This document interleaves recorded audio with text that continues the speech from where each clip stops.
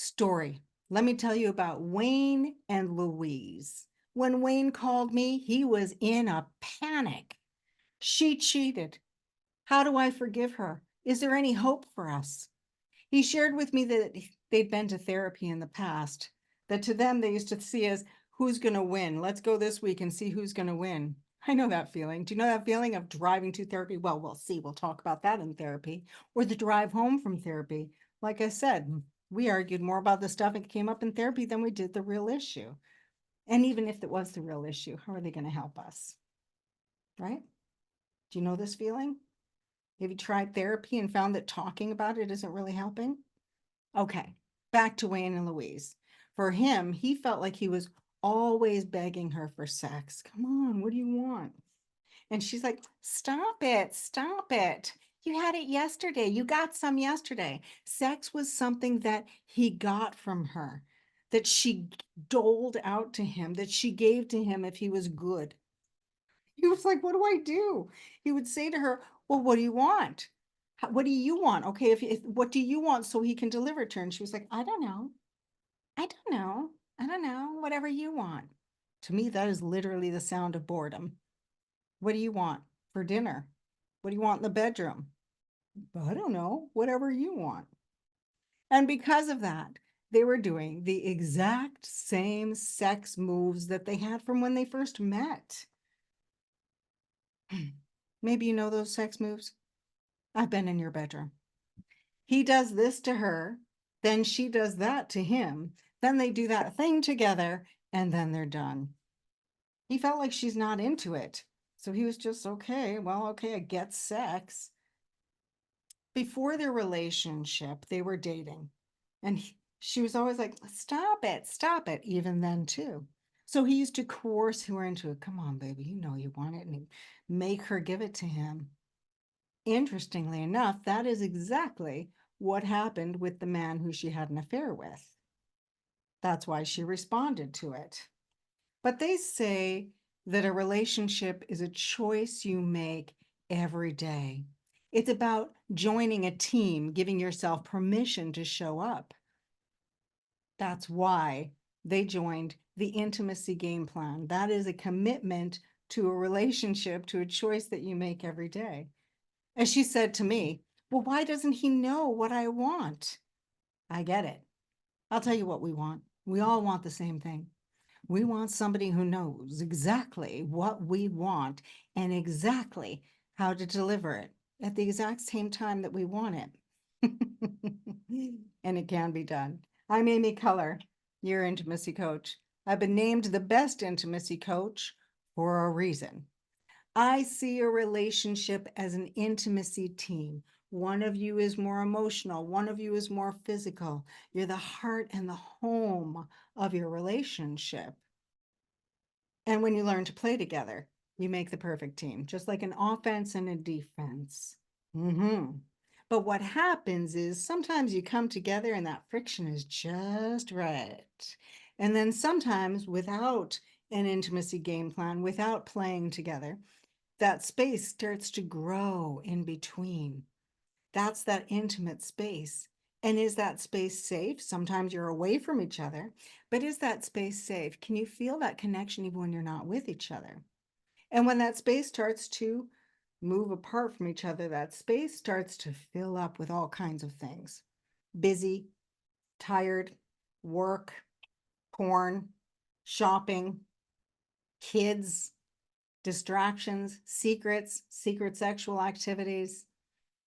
And that space, you start to go, okay, we built a house together on top of this foundation, and with more and more space, it feels like your house is fragile. You're walking on eggshells. Do you know that feeling?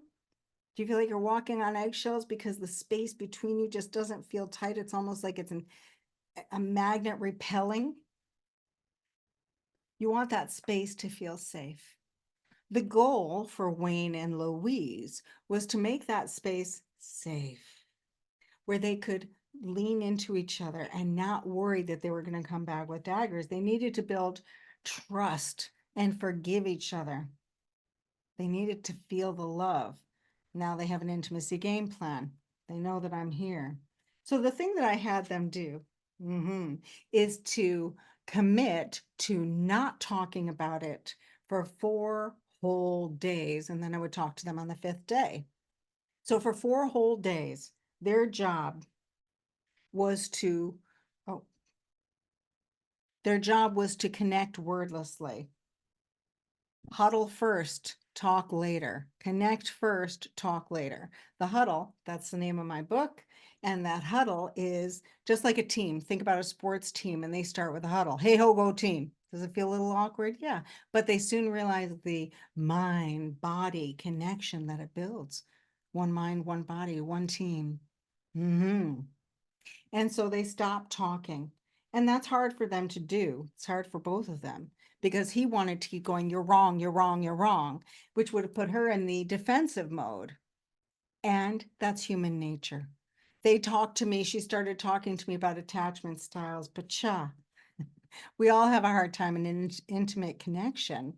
That's human nature to be defensive and competitive.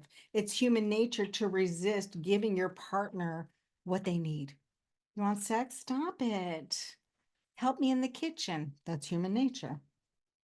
So they have a practice and they huddle, just like, and my huddle is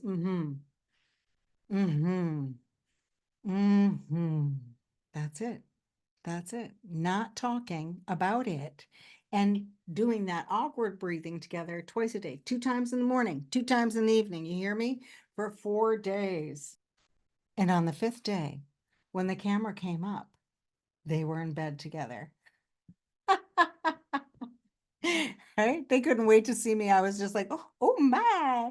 And I said, oh, this is awesome. And they'd spent those days connecting and realizing how disconnected they were before, how much space had gotten in between them. And I said, stay there, stay in bed. And I took them through connection exercises and learn to follow those cues of your body's natural huddle sounds. Follow those cues like a GPS and practice playing together because memorable games and good sportsmanship are not an accident. They learned a new routine. They learned a new way to start that got them both into it and both on the same page at the same time so that they could enjoy each other, both be there, not feeling they were like one of them was trying to stop it and one of them was trying to start. They were both in it. They had each other's backs. What a great feeling.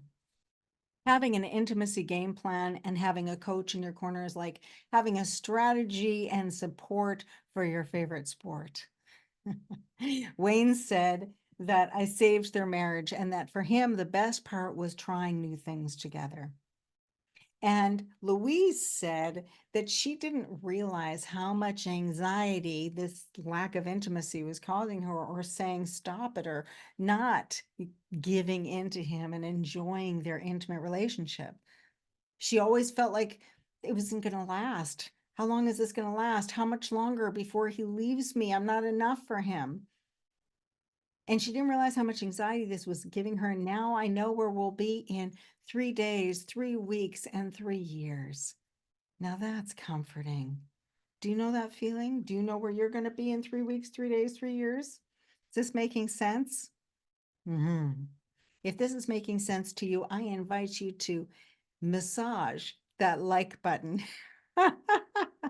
Spank the subscribe and hit that notifications bell so you know when I have another video coming up, okay? Because it's time. It's time. If you're ready for real solutions in your relationship, I'd love to connect with you. They say relationships take work. I say you need more play. And if you don't play together, you will grow apart, just like Wayne and Louise. I see relationships who want more connection and they're literally talking themselves out of it. Or maybe you're like Wayne and Louise, you're doing it, but you don't love what you're doing. Love takes practice. Being really good at it, that takes a coach, a practice, and a game plan. If you're feeling hopeless because you can't talk about it, you're not alone and you're not stuck. I'm here to help. Apply. Get on a call and talk to me, Amy, today.